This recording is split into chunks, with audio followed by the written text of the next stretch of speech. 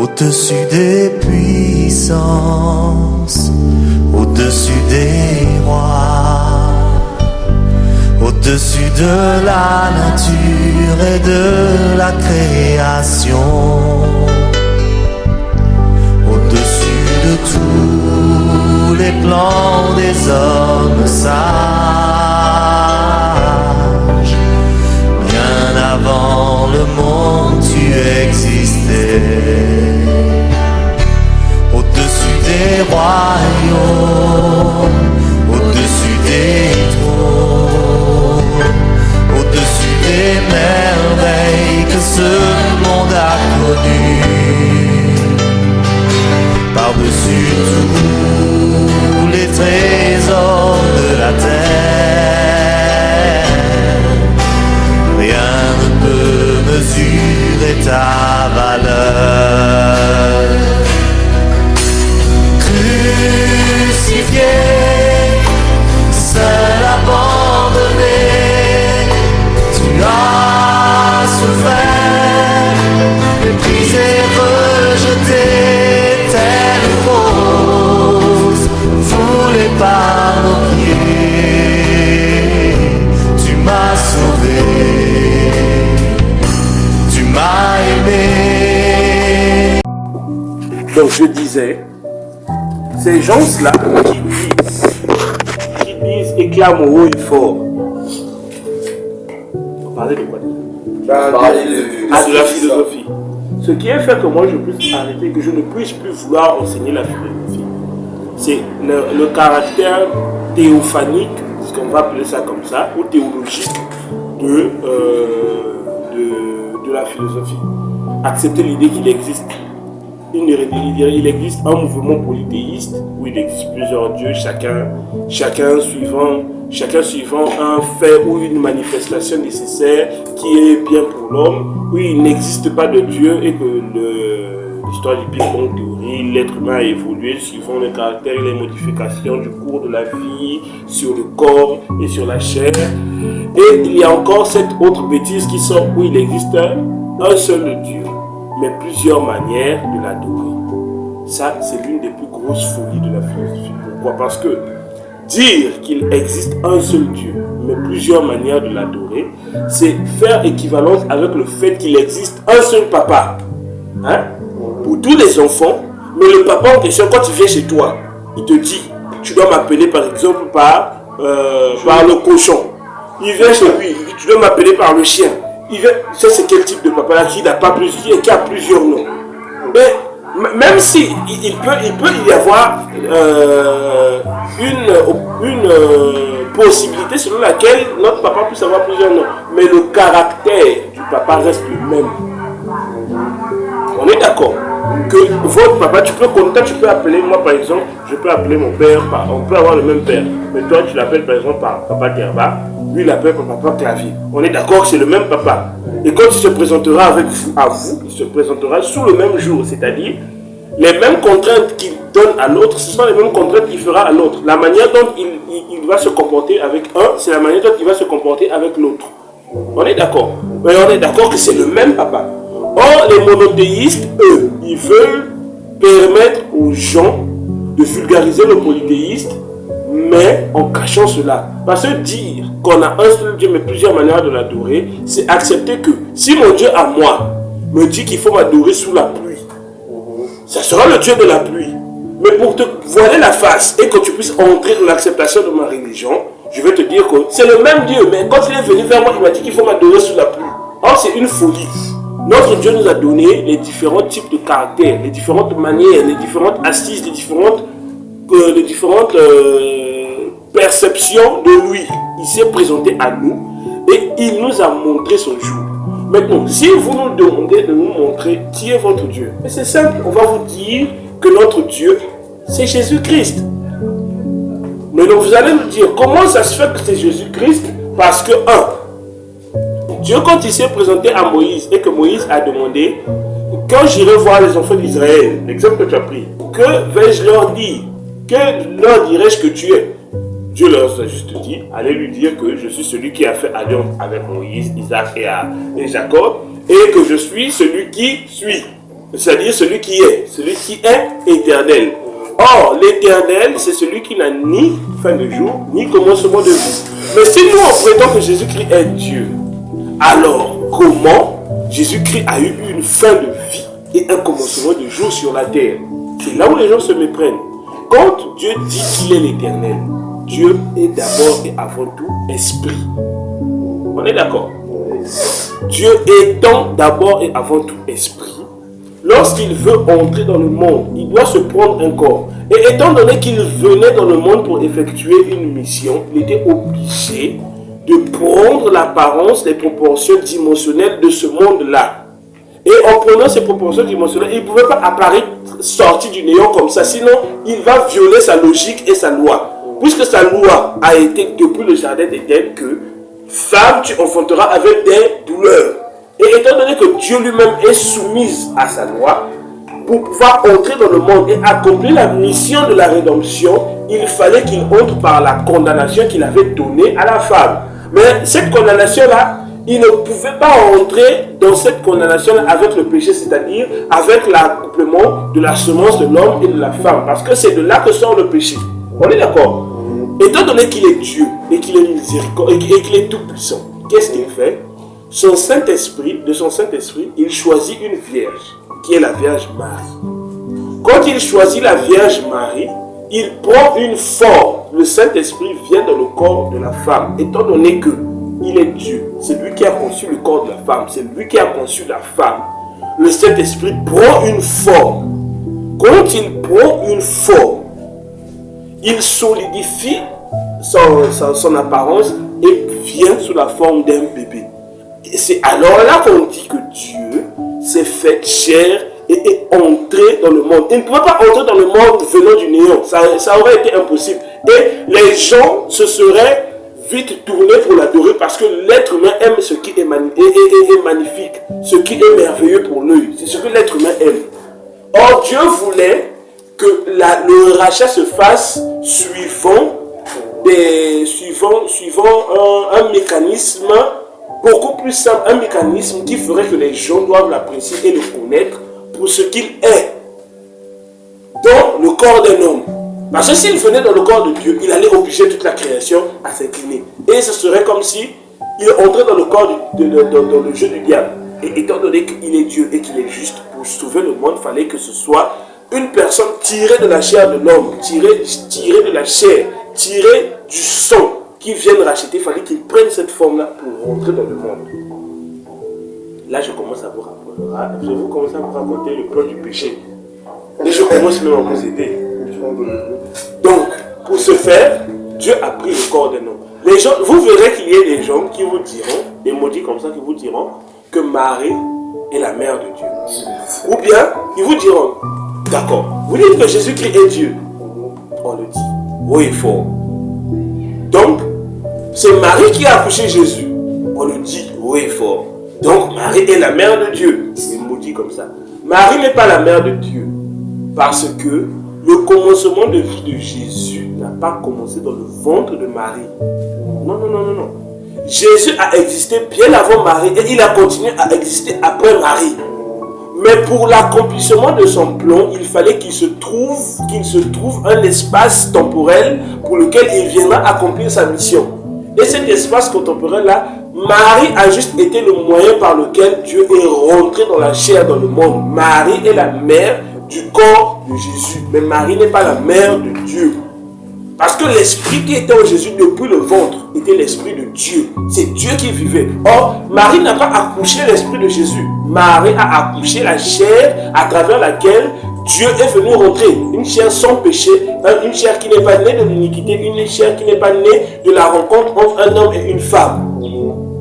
Donc pour cela, Marie est la mère de Jésus, corporellement. Mais Marie n'est pas la mère de Dieu. Donc les maudits qui disent Sainte Marie, mère de Dieu, priez pour nous pauvres pécheurs, ce sont des maudits. Marie n'est pas pour elle la mère de Dieu. Et pire encore, Marie n'est pas une intercesseuse pour les pécheurs. Parce qu'elle-même, son péché là, elle négociait avec Dieu pour que son péché lui soit enlevé. Comment pourrait-elle être capable de retirer le péché de quelqu'un? C'est la question qu'il faut leur poser. Comment elle-même, qui se battait pour le péché, qui a été mue par la chair jusqu'à la croix. Elle a pleuré son enfant qu'elle a accouché, mais elle n'a pas pu voir la divinité de cet enfant-là. Il aurait fallu que Dieu lui mette Jean, lui rappelant que femme, voici ton fils, fils, voici ta mère. Lui disant que moi, je ne suis pas pour moi ton fils, j'étais juste un corps à travers lequel il fallait que j'accomplisse une mission. Moi, je suis ton Dieu.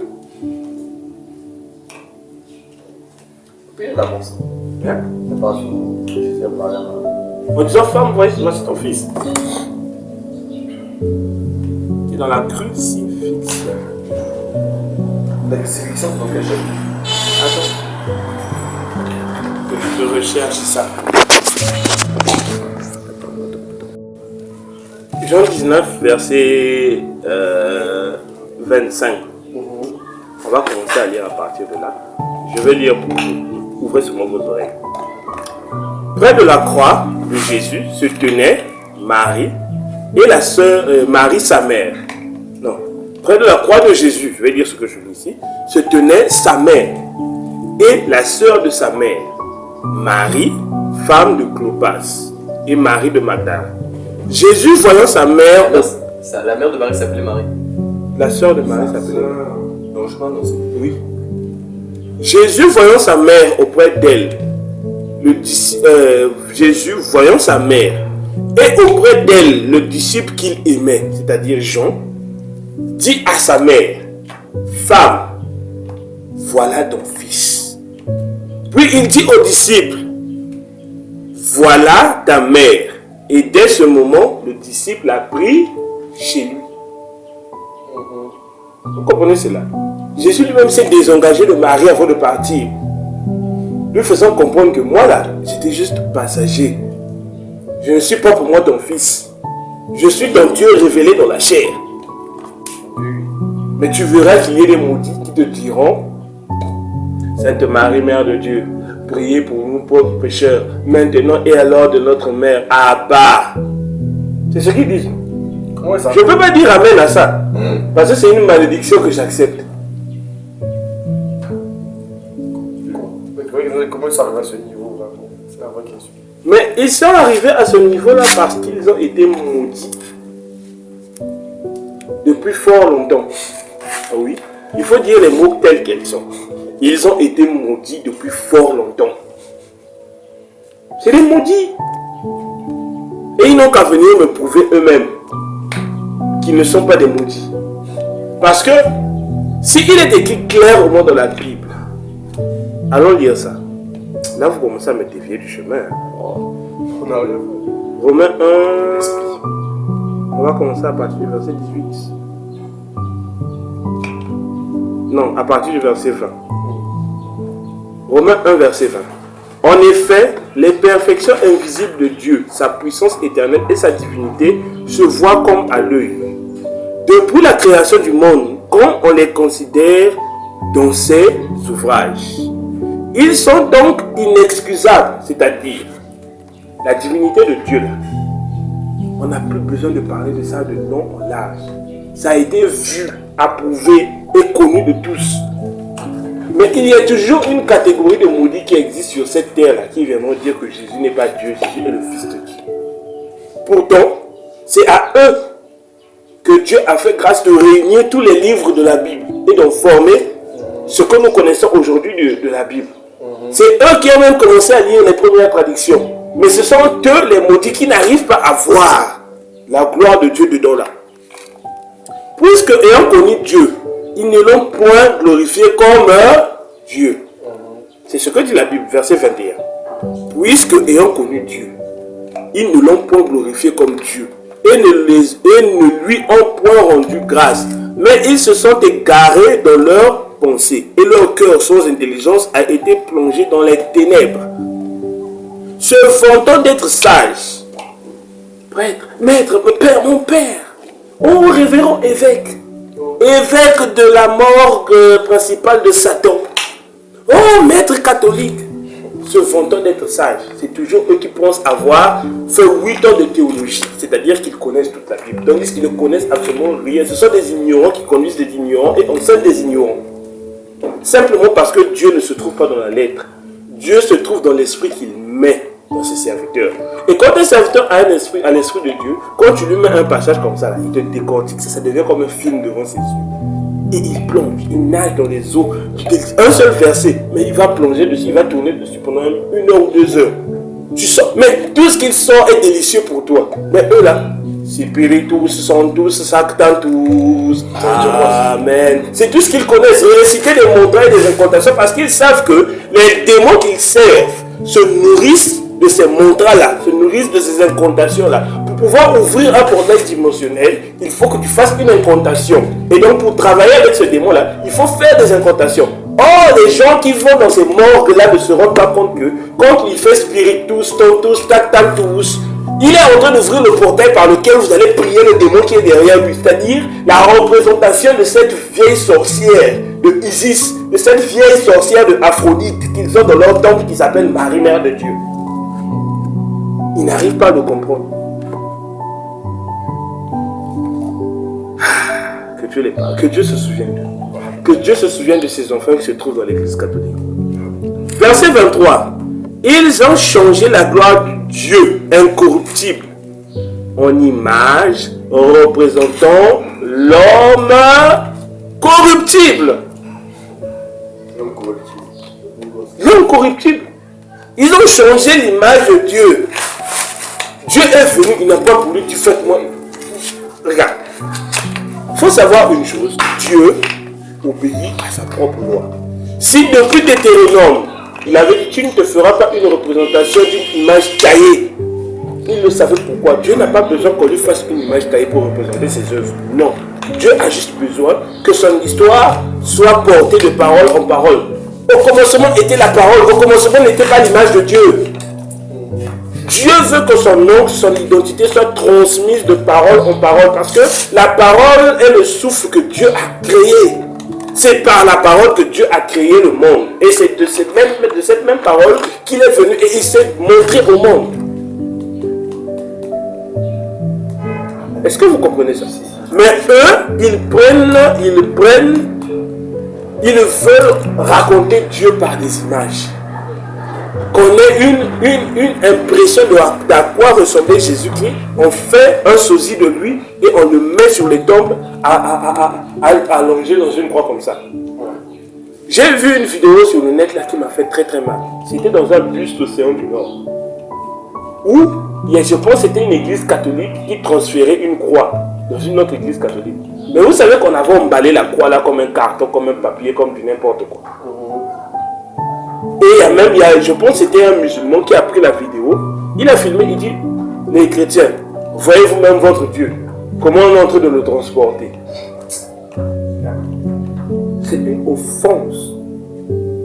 Et cette offense, qui la provoque?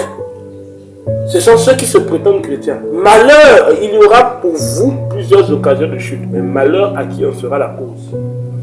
Ils sont la cause de la chute de plusieurs. Et ce sont des maudits. Continuons le verset. Reprenons. Verset 23. Ils ont changé la gloire du Dieu incorruptible en image représentant l'homme corruptible. Des oiseaux. Là, il cite, représentant l'homme corruptible. 1. Des oiseaux. 2. Tu vas voir dans leur temple là, il y a le démon qu'ils appellent l'enfant Jésus dans sa crèche. Il y a des démons qui sont en train de survoler, qui sont déguisés en oiseaux. Il y a des brebis qui sont en train de marcher, des quadrupèdes là. Et puis ils viennent là tous. Ils prient le lac de Marie de Lourdes. Des maudits comme ça là. C'est pourquoi Dieu les a livrés à l'impureté. Là où ils sont là, ils sont noirs que noirs dans le noir. Selon les convoitises de leur cœur, en sorte qu'ils déshonorent eux-mêmes leur propre corps. Eux qui ont changé la vérité de Dieu en mensonge. Dieu dit, je suis le Fils. Jésus-Christ dit, il vient et dit qu'il est le Fils de Dieu. Or, Jésus nous dit, la nature ne vous enseigne-t-elle pas? Je vais vous prendre 4 exemples. On va parler de la nature elle-même, d'accord? Le fils du serpent, il est qui? De nature, qu'est-ce qu'il est? Un serpent. Le fils du chien, de nature, qu'est-ce qu'il est? Un chien. Le fils du chat, de nature, qu'est-ce qu'il est? Un chat. Le fils du mouton, de nature, qu'est-ce qu'il est? Mouton. Le fils de Dieu, de nature, qu'est-ce qu'il est? De nature, qu'est-ce qu'il est? Qui vous a dit? La nature ne vous enseigne-t-elle pas? Si le mouton peut produire le mouton, à plus forte raison Dieu, que peut-il produire? Il ne peut que produire Dieu. Dieu ne peut pas produire autre chose que sa nature. On est d'accord? Mais d'où vient ce délice-là qui vient de la bouche, de leur langue, de dire que Jésus-Christ, en fait, cette bêtise caractérisée qu'ils compactent en enseignement, où ils disent que Jésus-Christ est le Fils de Dieu, mais Jésus-Christ n'est pas Dieu. Mais c'est une bêtise caractérisée. Parce que la semence engendrée de Dieu ne peut être que Dieu lui-même. La Bible dit qu'il est la représentation de l'amour de Dieu. Il est l'amour de Dieu manifesté. Or, l'amour de Dieu ne peut être manifesté que par Dieu lui-même. De même que l'amour de vertu ne peut être manifesté que par vertu lui-même. L'amour de bourgeois ne peut être manifesté que par bourgeois lui-même. Le sentiment que bourgeois éprouve ne peut pas être manifesté par moi. Je ne peux pas dire que bourgeois éprouve de la joie et son corps est comme ça. Et moi je suis en train de rire. Ça n'a pas de sens. On est d'accord? Ça n'a pas de sens. Or, si Dieu a manifesté son amour, si Dieu a manifesté sa gloire, si Dieu a manifesté sa sagesse, cette manifestation ne peut être faite que par lui-même. Dans sa chair. On est bien d'accord. Mais d'où leur vient l'idée selon laquelle que Jésus-Christ n'est pas Dieu, mais il est le Fils de Dieu? Comment ils peuvent justifier ça? Parce que si je dis, parce que si je fais un enfant aujourd'hui, mon enfant va hériter de ma nature d'homme. Avant d'hériter de mon nom, il va d'abord hériter de mon nature d'homme. Il ne sera pas un chien, il ne sera pas un mouton ou un cochon, ça sera d'abord un homme.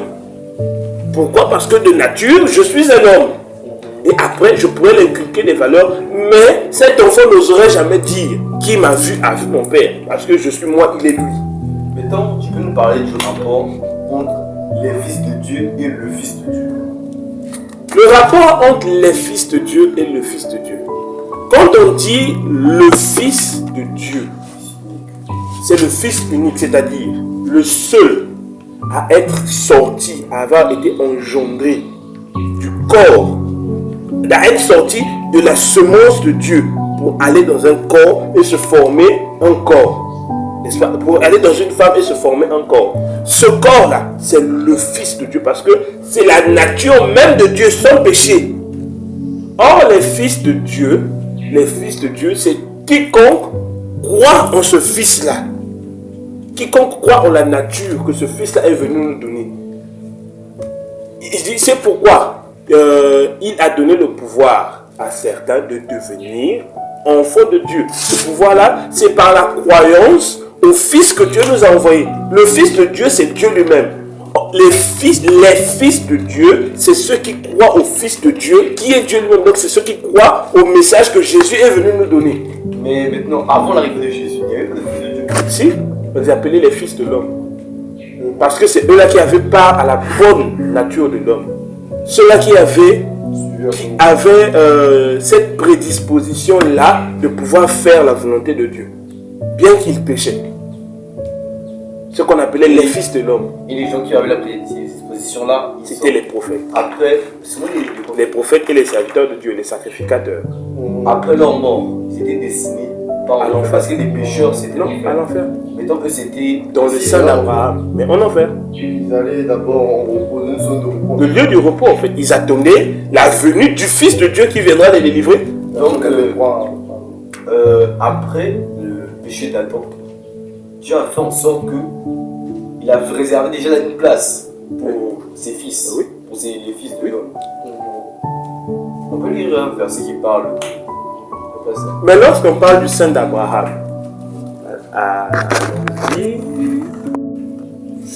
le pauvre mourut et il fut porté par les anges. Donc en recommençant d'abord. Il y avait un homme riche qui était venu vêtu de pourpre et de fin lin, et qui chaque jour menait joyeuse et brillante vie. Un pauvre nommé Lazare était couché à sa porte, couvert d'ulcères, et désireux de se rassasier des miettes qui tombaient de la table du riche. Et même les chiens venaient encore lécher ses ulcères. Le pauvre mourut et il fut porté par les anges dans le sein d'Abraham. Et le riche mourut aussi et il fut enseveli. Dans le séjour des morts, tu vois, on n'a pas dit au paradis, dans le séjour des morts, il leva la tête et, tandis qu'il était en proie de tourment, il vit de loin Abraham et Lazare dans son sein. Donc le lieu là, on appelle ça le sein d'Abraham. Il s'écria, Père Abraham, aie pitié de moi et envoie Lazare pour qu'il trempe le bout de son doigt dans l'eau et qu'il me rafraîchisse. Donc une simple goutte Là-bas, il y a d'eau. une telle souffrance que. Une simple goutte d'eau peut assouvir ça. Or, c'est impossible de changer ça. Écoute ce qu'Abraham dit. Abraham répondit, mon enfant, souviens-toi que tu as reçu des biens pendant ta vie et que Lazare a eu les maux pendant la sienne. Maintenant, il est aussi consolé et toi, tu souffres. D'ailleurs, il y a entre nous et vous un grand abîme, afin que ceux qui voudraient passer d'ici vers vous ou de là vers nous ne puissent le faire. Donc, c'est-à-dire que au séjour des morts, pas en enfer, pas au paradis. Quand on meurt là, on ira au séjour des morts. Selon que tu as comment je vais t'expliquer ça? Autrefois, lorsqu'on mourait, on allait au séjour des morts.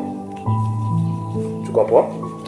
Et le séjour des morts là, il y avait un lieu qu'on appelait le sein d'Abraham qui recevait, et les prophètes, les serviteurs, ceux qui ont la semence de Dieu, et le lieu du tourment, là où veut aller tout ce qui, tu connais, qui faisait tout ce qui est mal et enchanteur, c'est-à-dire la descendance de Caïn. On est d'accord? Maintenant, quand le Christ vient, il meurt. Quand il meurt, il est descendu aux enfers. Il a ouvert le séjour, le lieu du séjour d'Abraham, le sein d'Abraham. Et tous ceux-là se sont transportés et sont allés dans le lieu de la félicité où ils attendent l'enlèvement de l'épouse pour qu'on y aille. On va commencer la fête. On va commencer la fête maintenant. Commencer le mariage. Est-ce que tu comprends? Dans C'est 7 bien ans. compris cette partie-là. Pendant 7 ans, on va fêter. On va commencer déjà à fêter le mariage de l'épouse. Tu as compris? Donc, il y a des compartiments là-bas. C'est comme en prison. En prison, il y a des compartiments pour les hommes d'affaires, les hommes riches, pour les pauvres, les ressources de la société. C'est toujours comme ça.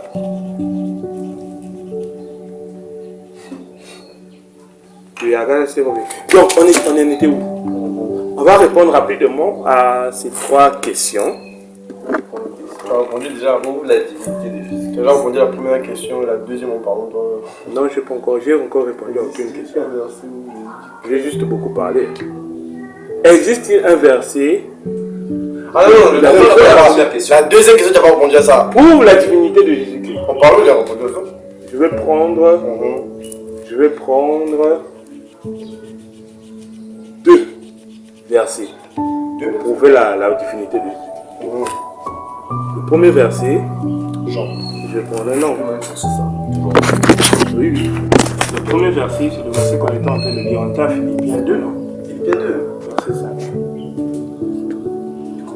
Le premier verset qui prouve la divinité de Jésus. Verset 5. Philippiens 2, verset 5. Ça enregistre, non? Oui, Il n'y a pas de pause. Philippiens 2, verset 5 dit ceci. Ayez en vous les mêmes sentiments qui étaient en Jésus-Christ, lequel, existant en forme de Dieu, n'a point regardé comme une proie à arracher, d'être égal à Dieu. D'être égal avec Dieu. Avec.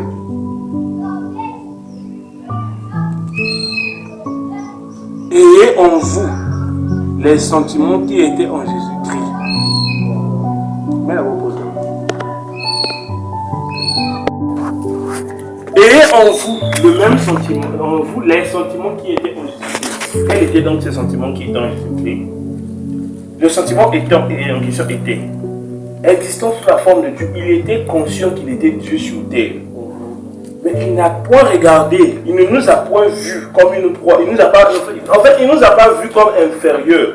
Il ne nous a pas vus dans sa peau, étant dans la chair là, sachant qu'il était Dieu. Il a eu compassion et il a eu pitié de nous. Et il ne s'est pas considéré comme égal à Dieu, mais il s'est dépouillé lui-même en prenant une forme. Ce n'est pas Dieu qui l'a dépouillé. C'est-à-dire, lui dans sa forme de Dieu là, étant Dieu là, il s'est dépouillé de sa gloire de Dieu en prenant une forme de serviteur. Donc c'est-à-dire qu'il n'est pas serviteur. Il n'est pas serviteur, il a juste pris la forme d'un serviteur. De base, il existe en forme de Dieu. On est d'accord? En prenant une forme de serviteur et en devenant semblable aux hommes. C'est-à-dire de base, c'est pas un homme. On est d'accord?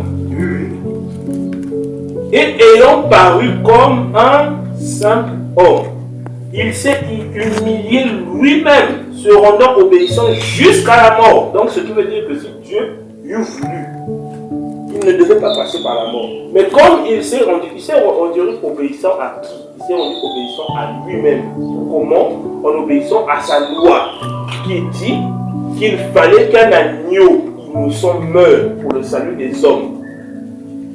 Pour sauver les hommes, il aurait fallu qu'un agneau innocent meure. Et étant donné qu'il s'il venait avec la forme de Dieu, il n'aurait jamais pu mourir dans la douleur ou dans les meurtrissures. Ça n'aurait jamais été possible. Donc il était obligé de se dépouiller de toute sa gloire de Dieu et venir comme un seul homme que tu peux faire. Bah! Tu regardes. C'est la chose que je me suis dépouillé de toute sa gloire. Simplement parce que il venait pour une mission. Mais c'était Dieu venant pour la mission. Se rendant obéissant jusqu'à la mort. Même jusqu'à la mort de la croix. Donc s'il eût voulu, cela ne se serait pas produit. Verset 9. C'est pour ça aussi que Dieu l'a souverainement élevé et lui a donné le nom au-dessus de tout nom. Or, on est d'accord que Dieu n'est pas un nom. Donc ce nom-là n'est pas au-dessus, on est d'accord que Dieu n'est pas un nom. Dieu est un attribut. Mais Dieu a donné à quelqu'un un nom au-dessus de tous les noms. Mais ce Dieu-là lui-même n'a pas de nom. Vous ne pouvez pas comprendre que le Dieu qui a donné un nom au-dessus de tout nom là, c'est qu'il vous a démontré le nom par lequel le salut du monde doit venir. Ça aussi, il faut expliquer. Il n'arrive pas. Il lui a donné un nom au-dessus de tout nom.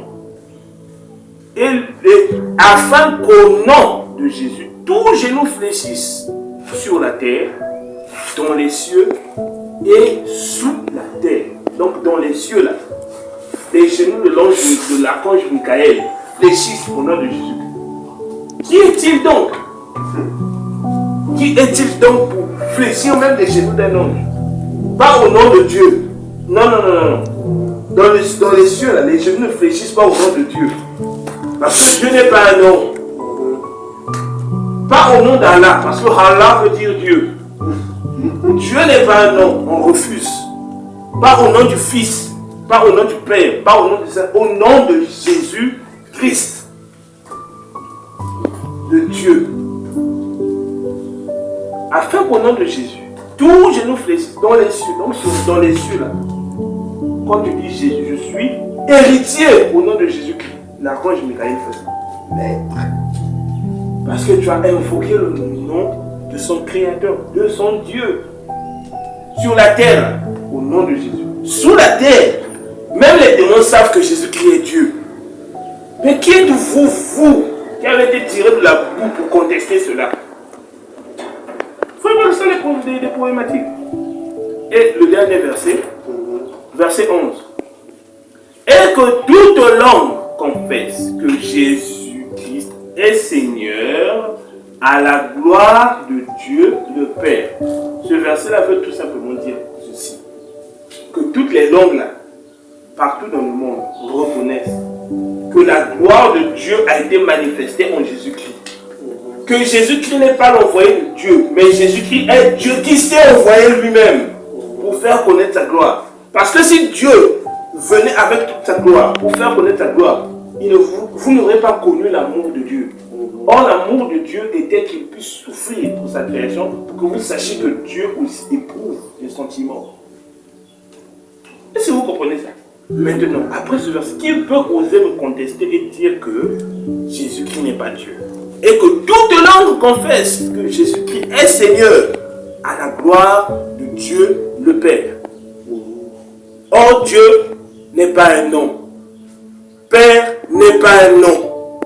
Ce sont des attributs, ce sont des titres. Donc la gloire du Père, c'est Jésus-Christ. La gloire de Dieu, c'est Jésus-Christ. Comme la gloire de Dieu ne peut pas être différente de Dieu, donc Jésus-Christ étant la gloire de Dieu est Dieu. C'est aussi simple que ça.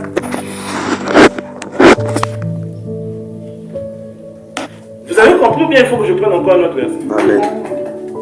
Et si tu as un autre verset, on n'est pas au Vous devrez connaître cela parce que vous êtes appelés à être Philippiens 2, verset 5 à 11. Vous êtes censés connaître cela. Vous êtes censés être bâtis dans cela. Que personne ne vous blague. Que personne ne vous blague. Il n'y a pas un autre. Il existe des dieux. Parce que même un ange peut devenir un dieu lorsqu'il est déchu. Avec sa gloire, là, il peut manipuler la chair d'un homme et accomplir des miracles. Mais il existe un seul vrai et véritable Dieu. Celui qui est venu démontrer son amour pour le salut de l'humanité. Et c'est ce Dieu-là que nous devons servir. Nous ne devons pas servir les dieux, les divinités de nos ancêtres. Parce que ces divinités de nos ancêtres, ce sont nos ancêtres eux-mêmes. Eux-mêmes ne sont pas parvenus à la vérité, ils ne sont pas parvenus à la lumière. Pourquoi je vais les prier? Pourquoi je vais les prier? Lui-même, c'était un homme à la recherche de la vérité, mais une vérité que lui-même n'a pas pu connaître. Et il nous dit que nous puissions prendre le flambeau pour continuer ça. C'est de la malédiction. Vous travaillez avec des entités que vous êtes censés dominer, que vous êtes censés commander. Et vous dites tout puissant.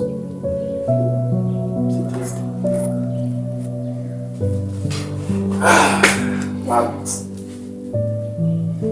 J'ai répondu à la première question. Prouve la divinité du Seigneur Jésus-Christ. En fait, on répondait à la première question, c'est pas si. Ça, c'est la deuxième. C'est un verset où j'ai dit clairement. Mais maintenant, quand on est là, j'ai répondu à la question. On va répondu à la question en fait. La question, La même question. j'ai répondu à la même question, on dit une question. Non, moi je vais aller étape par étape. Mais si maintenant, si on change, on dit, c'était un verset où Jésus dit qu'il est clair. Parce que là, en fait, là, c'est ça. Peut-être qu'on peut changer. On peut dire, ouais, c'est où on dit que Jésus fait ça. J'ai répondu à. Donc j'ai répondu à. Prouve la divinité. Jean, verset 8. Jean, chapitre 8, c'est verset 8. Jésus-Christ sortit. 58, En vérité, oui, en 58. En vrai, j'ai répondu aux trois questions. En vérité, je vous le dis, avant Abraham fut, je suis. Pas avant qu'Abraham fût, je fus. Mais avant qu'Abraham fût, je suis. Donc, pas j'étais, je suis. Je demeure. Pas je serai, je suis. Donc si tu veux changer le verset, si tu veux changer, je suis là, tu dois mettre je demeure. Ce qui demeure, c'est ce qui n'a jamais commencé, n'est jamais fini. Moi, quand il dit je sais, Il est là. Il a toujours été là. Quand il dit je suis. Il a toujours été là. Et vous savez qu'Abraham a mangé avec Jésus. Oui, bien sûr. Oh, bien sûr. Vous le savez, non? Bien sûr. Et c'est comme ça que. Et vous savez. Abraham est né. Vous savez que Abraham a donné sa dîme à Jésus. Bien sûr. Oui. La dîme d'Abraham. Mais si ça dépend. C'est tout revu deux fois, je pense, à l'Église. Une autre fois qui tourne. Je pense que c'est les vieux ailleurs aussi. Mais on a parlé de lui. Il a en vu tant que le Dieu. Non, le roi de Jérusalem. Merci, c'est ce que ça veut dire. Roi de Vous Salem. allez dire ça. On est parlé de lui de notre seul. C'est quoi Salem? C'est la paix. Salem, salam. Donc le roi de la paix. Shalom. Shalem. Donc ça s'appelle le roi de la paix. Le Seigneur divin que la parole. Allons lire. Parce que vous m'avez l'air troublé là. Non. Non, c'est juste que la langue, on ne savait pas que ça veut dire tout ça, wesh. Mets la bonne pause. Vas-y.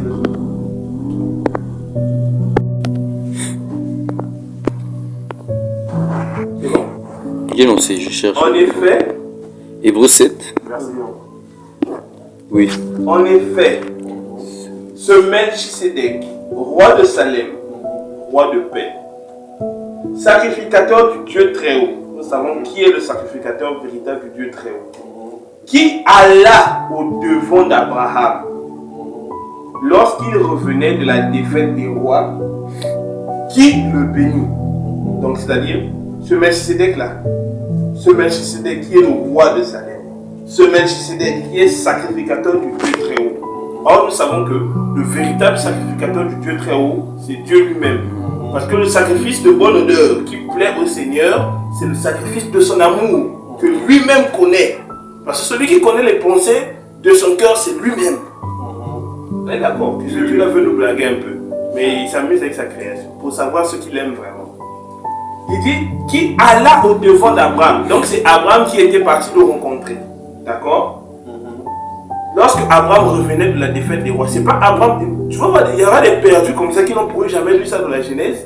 Et ils vont te dire que lorsque Abraham revenait de la défaite des rois, donc Abraham revenait. Donc c'est Abraham qui avait perdu contre ces rois. J'ai déjà entendu un fou joyeux le dire déjà. Tandis que ce sont ces rois-là qui avaient perdu au-devant de rois. C'est-à-dire, s'ils essaient de changer, qui alla au-devant de la victoire d'Abraham face au roi. Et qui le bénit, c'est-à-dire le Melchisédek avait béni Abraham. Mais c'est écrit de la défaite des rois. Oui, mais oui, c'est la défaite des rois. Oui, oui. Si ils ont Mais oui, c'est écrit de la défaite des rois, comment ils peuvent comprendre? Mais qui alla au-devant d'Abraham lorsqu'il revenait de la défaite des rois. Tu peux comprendre que c'est Abraham qui... Tu peux te dire que c'est Abraham qui avait une défaite face au roi. Tandis qu'on dit la défaite des rois. Même moi, quand je pense qu'on pense confondre. J'ai déjà discuté avec un mouvement qui m'a dit que c'est Abraham qui avait perdu face à ces rois. J'avais eu pitié de lui, j'avais pas voulu ouvrir Genèse. D'ailleurs, il a pu sur Google. La suite la Bible. Qui le bénit. On est d'accord qu'à cette époque-là, il n'y avait pas homme plus grand qu'Abraham. Il n'y avait pas prophète plus grand qu'Abraham. Ok. Mais on est d'accord que ce Melchisédek-là avait béni Abraham.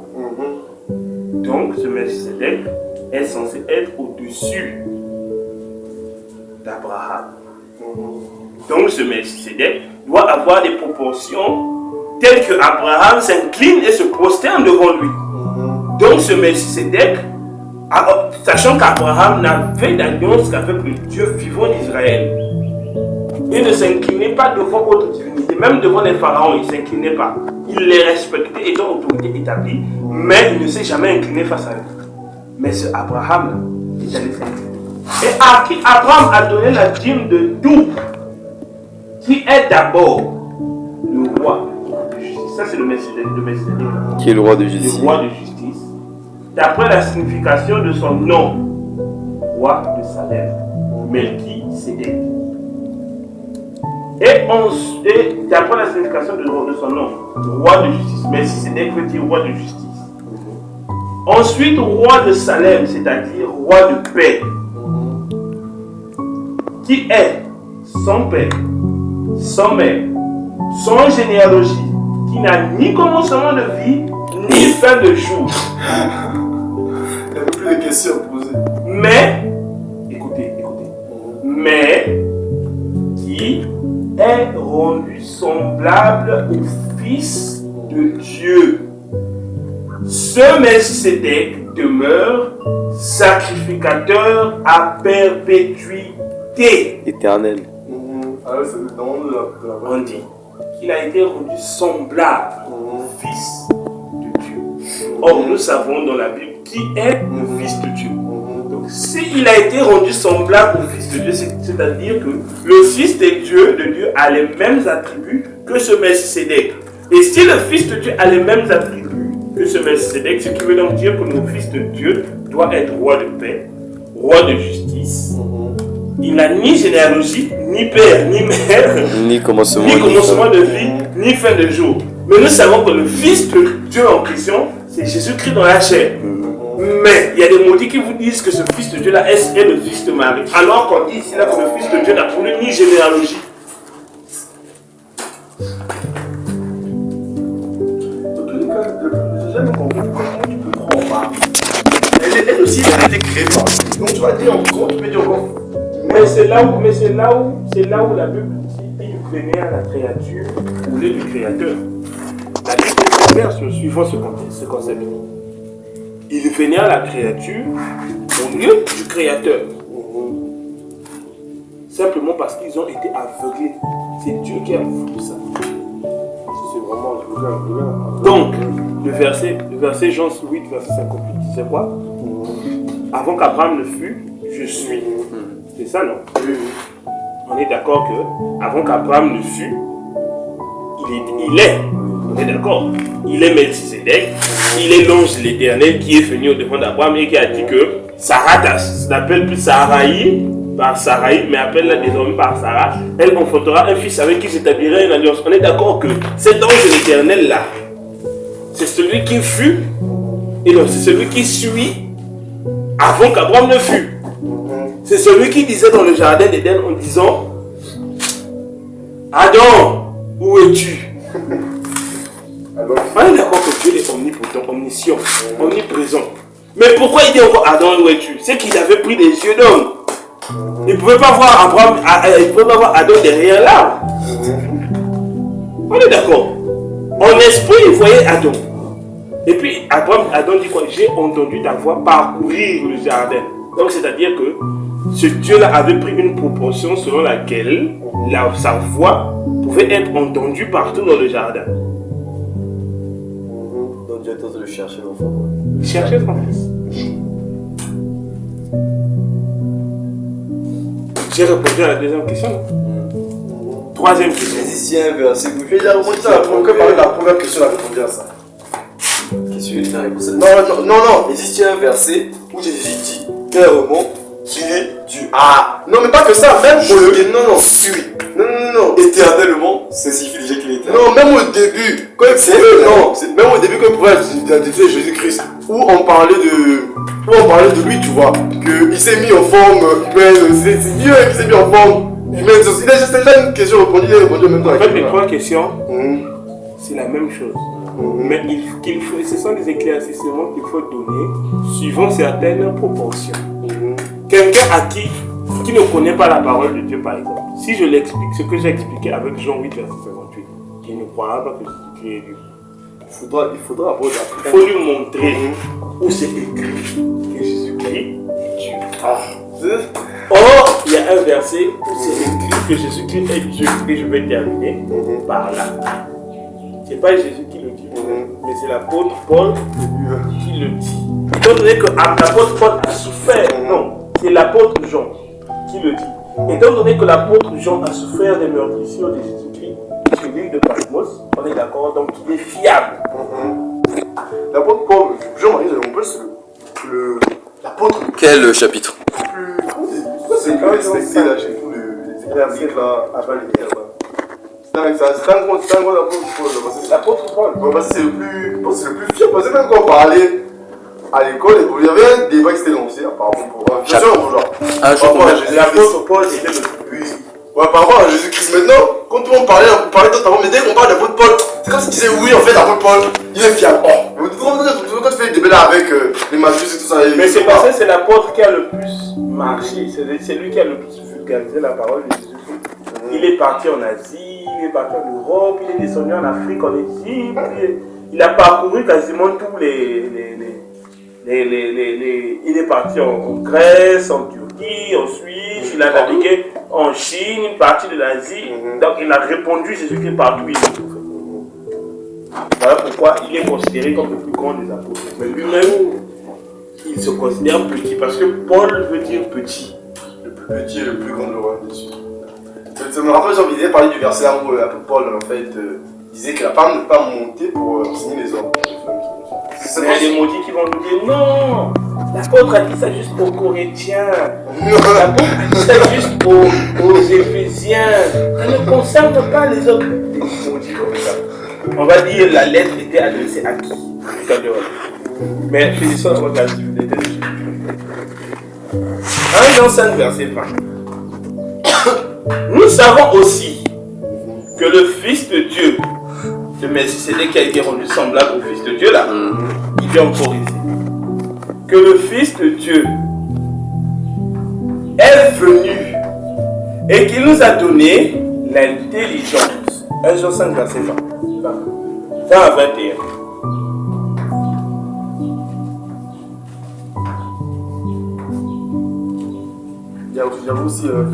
Nous savons aussi que le Fils de Dieu est venu et qu'il nous a donné l'intelligence pour connaître le véritable. Et nous sommes dans le véritable en son Fils, donc le Fils de Dieu là, en son Fils Jésus-Christ. On a donné le nom du Fils de Dieu qui est venu là. D'accord? Maintenant, on va vous dévoiler l'identité de ce Fils de Dieu là en disant, dans le verset 21, on dit, c'est lui qui est le Dieu véritable et la vie éternelle. Petits enfants, gardez-vous des idoles. N'allez pas chez les catholiques. Bon, après ça, qui peut encore se lever pour dire que Jésus n'est pas Dieu? Il est fou. Non, Jésus-Christ n'est pas Dieu, il est le Fils de Dieu. On a pris d'abord le Fils de Dieu là, on a mis ça en haut. On a pris le même Fils de Dieu là, on a donné son nom. Et à la fin, on a donné la nature de ce Fils de Dieu là. C'est lui, le Dieu véritable. C'est pas Dieu le Dieu véritable, c'est le Fils de Dieu là qui nous a amené l'intelligence et qui nous a fait connaître le véritable là. C'est lui qui est le Dieu véritable. Amen. Vous devez avoir ces assises là. Ça, ce sont les bases du christianisme. N'importe quel musulman. Et en plus, le musulman qui viendra vous dire que Jésus-Christ n'est pas Dieu, mais qu'il est le Fils de Dieu, dites-le que tu es un maudit. Vous savez pourquoi? Vous savez pourquoi? Allah qui sert. On va d'abord lire ça. Là, on lui dit que Jésus. Eux, ceux qui se permettent de rentrer dans notre Bible. Donc, nous aussi, on va se permettre de rentrer dans leur Coran. Voilà. Nanko. Pourquoi ils montrent dans la Bible? C'est vrai que Dieu te passe dans la Bible, ça va briser qu'est-ce Ils se permettent de rentrer dans notre Bible. Nous aussi, nous allons rentrer. Nous allons rentrer. Le musulman qui va dire et confesser de sa bouche que Jésus-Christ n'est pas Dieu, mais qu'il est le Fils de Dieu, c'est un maudit. Il ne croit pas lui-même à son Coran. Et, écoutez, dites, c'est-à-dire c'est la parole qui doit rapporter. Ça commence par dit. Donc, lorsque l'ange d'Ibril était en train de parler au prophète Mohammed Salat sur Salat, il lui disait des paroles. Et ces paroles-là, ce sont des choses qu'il doit répéter de ce que l'ange d'Ibril a dit. Or, l'ange d'Ibril, on sait que dans la Bible, il est écrit que le diable sait se déguiser en ange de lumière. Le prophète Mohammed est le seul prophète de toute la création qui n'a jamais parlé avec le Dieu qui sert. Lui, il parlait pour lui seulement avec l'ange. Or, nous savons que l'apôtre Paul nous avait mis en garde. Il avait mis en garde les Romains, les Galates, en disant: s'il y a même un ange qui se tenait devant vous et vous prêche un évangile autre que ce que nous vous prêchons, qu'il soit considéré comme anathème, comme maudit. Dans Galates, le verset 1, le chapitre 1, verset 8. Maintenant, ce même Muhammad là, dans le Coran 112, il dit, il est halal. D'accord? Unique. Allah. Le seul à être imploré pour ce que nous désirons. Donc, on est d'accord que c'est la divinité de Allah. Il dit, il n'a jamais engendré et n'a jamais été engendré non plus.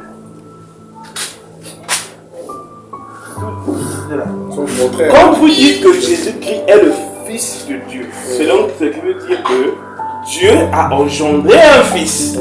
Et si Dieu a engendré un fils, étant donné que pour les musulmans, Dieu c'est Allah, c'est reconnaître donc que Allah a donné naissance à un fils. Or, le Coran nous dit que Allah n'a voulu jamais engendrer et il n'a jamais été engendré non plus. Donc, c'est une manière pour eux de contester la divinité de Jésus-Christ dans toutes ses formes. Dans toutes ses formes. Donc, le musulman, dites-lui que tu ne crois pas en ton propre Coran. Dans le Coran, il y a Jésus-Christ là-bas. Oui. Oui. Mais il s'appelle... C'est juste un prophète là-bas. Regardez la malhonnêteté des Arabes et des musulmans. Parce qu'ils ne pouvaient pas faire ça. Regardez. Donc, la langue hébraïque et la langue arabe ont des similitudes parce qu'ils ont les mêmes branches. Chez les Arabes et les Hébraïques, la lettre J correspond à Y. D'accord? La lettre J correspond à Y. On est d'accord? Quand on parle de Joseph,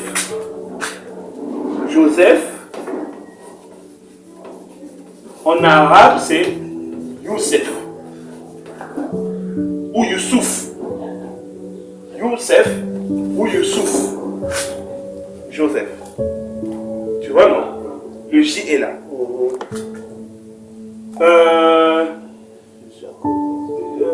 Voilà, Jacob. En arabe, c'est Yacoub. Oui, il y a deux Jacob. Jonas, tout ça, je ne sais pas. Je prends les deux exemples. Jésus, en temps normal. Jésus, là, en hébreu, c'est. Non, c'est Yeshua.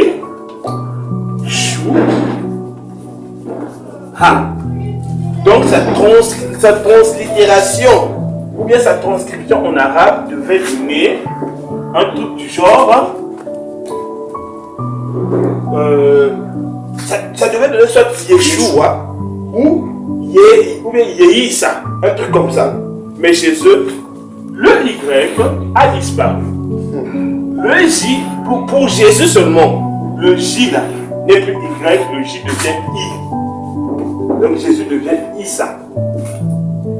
Tu vois leur malhonnêteté. Or, Yeshua veut simplement dire en hébreu le salut de Dieu. S'il s'agissait de translittérer ça en hébreu, il fallait trouver un nom ou une translittération qui voulait dire en arabe le salut de Dieu. Or, il ne pouvait pas faire ça sans reconnaître que Dieu a envoyé un fils. Voilà pourquoi chez eux, Jésus est devenu ce maudit là, Issa. C'est un maudit, c'est pas le Dieu que je sais. Et Issa veut dire quoi? Faut les demander. Faut les demander. Parce que nous on sait que les langues qui se ressemblent, on sait que le J c'est le Y partout. Donc Yeshua, Jésus devait donner un truc du genre Jésus ou bien Jésus ou bien Yeshua, un truc comme ça. Mais non, ça a tout changé, c'est devenu Issa. Et il savait aussi que dans Yeshua, il y a le tétragramme à l'intérieur. Le Y.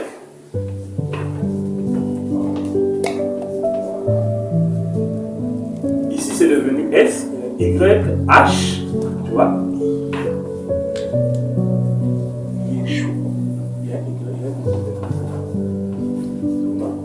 Il y a YH, W,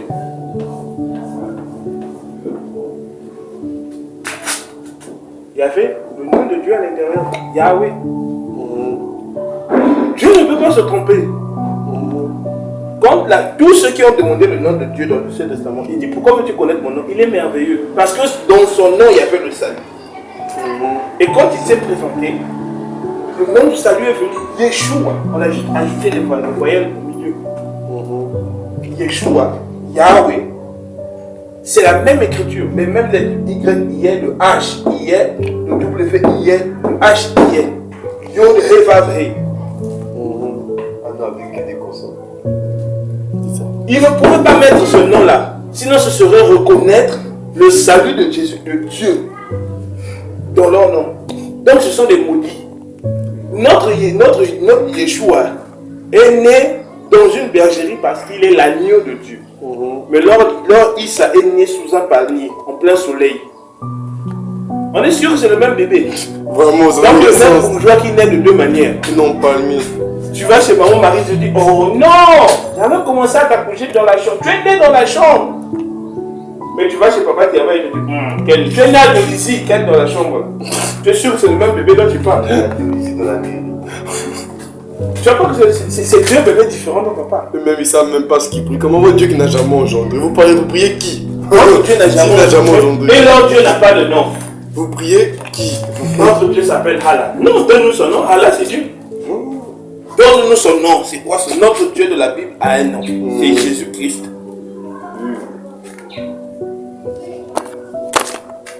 Il n'a jamais engendré une Mais- espèce. Avant l'arrivée de Jésus, comment Abraham aimait son Dieu? Avant l'éternel. Avant l'arrivée de Jésus, L'éternel. dans la Bible, il est écrit l'ange, l'éternel ou l'éternel. L'appelle l'éternel. Mais ça, on ne peut plus utiliser ça dans nos temps. Parce qu'on a connu le nom de Dieu. On l'appelait par ses titres. Melchisedec, roi de justice, roi de paix. Mais est-ce qu'on pouvait prier Melchisedec? Parce qu'il était encore physique, on ne peut pas prier ce corps. Si. C'était Dieu, il savait que Oui, c'était Dieu. C'est ça qu'il est tombé. Ah. Se prosterner devant une personne, c'est quoi? Reconnaître sa suprématie, reconnaître sa gloire, reconnaître que celui qui est devant toi révèle du divin. Est-ce que c'est un péché pour un fils de Dieu, un serviteur de Dieu, de se prosterner devant une autorité? Il a été écrit dans la Bible que tu n'adoras aucun autre Dieu. Se prosterner. Mais il a été écrit bibliquement que tu n'adoras aucun autre Dieu. Se prosterner, déjà un signe C'est un signe d'adoration. d'adoration. Faire la révérence, ok, mais pas se prosterner. Monsieur le Président. Mais pas Monsieur le Président. C'est pas, ça c'est quoi? Tu n'es pas mon Dieu, tu es le président de la République, tu es le président des Congolais, tu es un Congolais, comme moi, né du sang, comme moi, né de la chair, comme moi, je vais me prosterner devant toi. Niveau de respect. Monsieur le Président, avec toute la référence et tout le respect, d'accord. Parce que la Bible nous demande de respecter les autorités, mais pas d'adorer les autorités. Alors, c'est clair? Oui, oui. Désormais, quand je voudrais parler de la divinité de Jésus-Christ, il y aura plus d'ambiguïté. Il y a plusieurs versets. Là, j'ai sélectionné seulement 3 Mais versets. Abraham, tu l'as aboli. Ceux qui semblent les plus clairs, il va écouter l'enregistrement. Ceux qui semblent les plus clairs, je vous ai sélectionné. Oui, les Philippiens 5. Philippiens 5, je pense, et là, c'est le plus clair. Qui parle carrément de Jésus venu, c'est le plus clair possible. Carrément, on dit carrément bien. Philippiens 5 là nous parle de la mission de Jésus-Christ. Effectivement. Raison pour laquelle il n'a jamais voulu dire qu'il était Dieu parce qu'il n'était pas venu, il était venu en tant qu'agneau de Dieu. Or, même l'agneau de Dieu, ça doit être Dieu lui-même. Sinon, ça sera l'agneau de quelqu'un d'autre. Raison pour laquelle il ne peut pas dire que je suis lui-même. Mais comme il y avait tellement de musulmans en ce temps-là aussi, comme les Philippe là, montre-nous donc le Père et cela nous suffit. Tandis qu'il a dit, celui qui m'a vu a vu le Père. Dès maintenant, vous le connaissez et vous l'avez vu. Mais lui, il voulait que non, montre-nous où est-ce qu'il est. Mais or, Jésus parlait de lui. Philippe, il y a si longtemps que je suis avec toi et tu ne m'as point connu.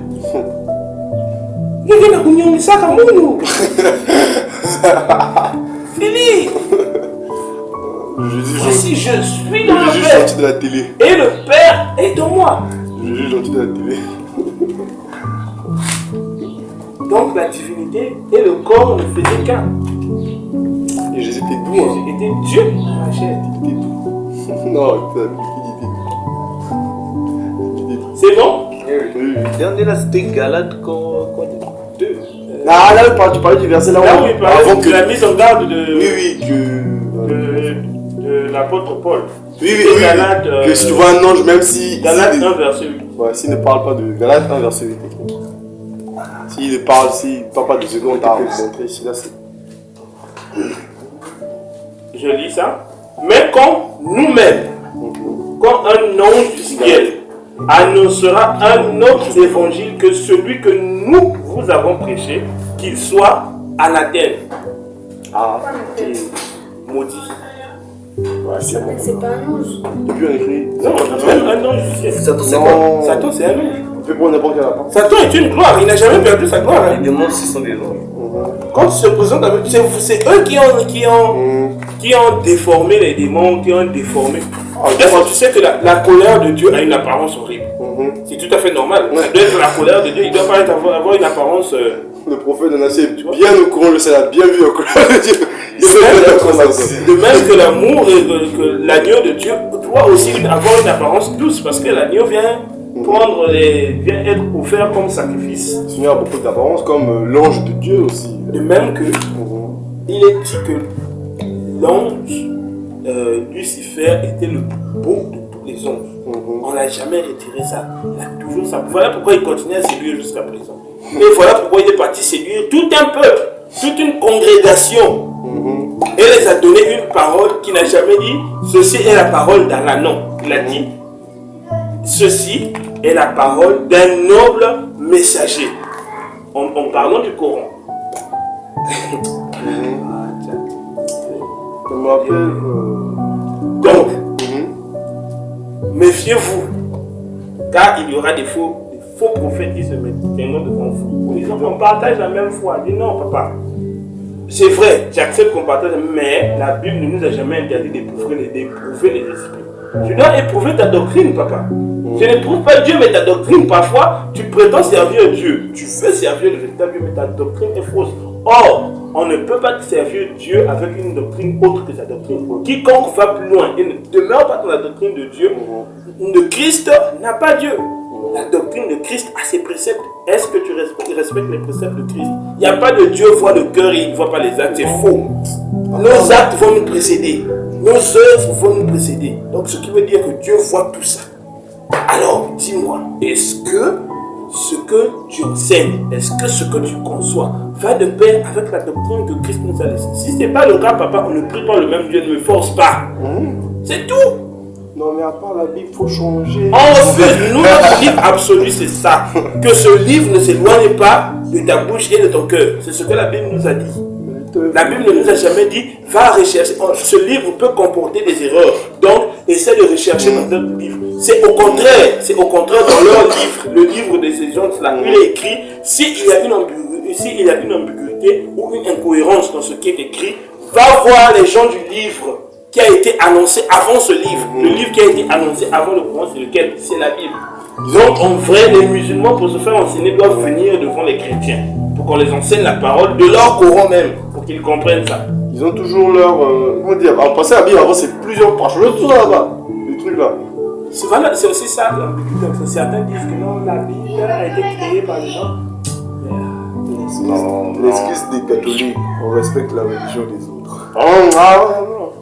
On respecte la religion des autres, mais c'est eux qui veulent imposer à notre religion l'homosexualité que notre religion interdit. Mais quand tu vas dire à ces gens-là, ce sont des maudits, des sorciers, ils vont te dire que tu insultes leur croyance homosexuelle. Positif que l'Afrique refuse ça.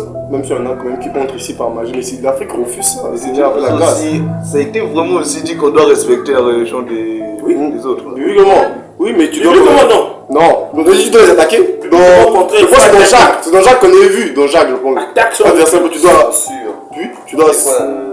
Il faut se censurer avec toute la ferveur. Et la douceur. La douceur de Jésus. La douceur de Jésus. Quand Dieu s'est trompé, on fait comme ça, on peut se marier avec d'autres.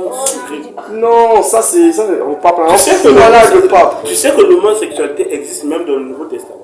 Les gens disent oui, ça parle de ça. Sodome et Gomorrhe. Même le Nouveau Testament, on parle. Vous voulez qu'on puisse dire ça? C'est la question que. On a vu ça tout à l'heure. Je veux rappeler tout à l'heure. Non, Romain. Tu veux pas, hein? Non, attends. Bon, j'attends que tu te souviennes de ce On qu'on devait va rappeler lire le même normalement verset après. cette fois. Ramène de go. Romain 1, verset Si on l'a 25. même demandé à Céline de se souvenir de ça.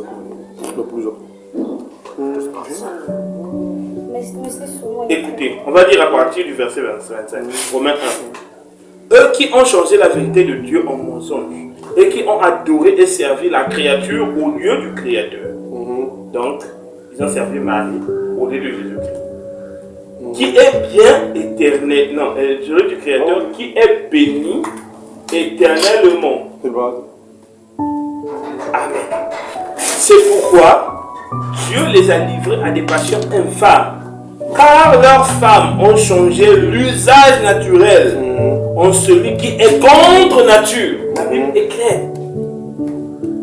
Et de même, les hommes abandonnent l'usage naturel de la femme et se sont enflammés dans leurs désirs les uns pour les autres, promettant homme avec homme des choses infâmes et recevant eux-mêmes le salaire que mérite leur égarement. La Bible a toujours parlé de l'homosexualité. Ce sont les gens qui ne disent pas. La façon que le verset là finit. La façon que le verset là finit. Que mérite le carrément? Comment même le gars qui dit ça, qu'est-ce qu'il mérite? Qu'est-ce qu'on veut faire? C'est où ça? C'est où ça? Romains, moi j'ai lu à partir du verset 25, mais à partir du. Tu peux lire à partir du verset 26. Romains. Qu'est-ce qu'il mérite? Dites-moi de faire.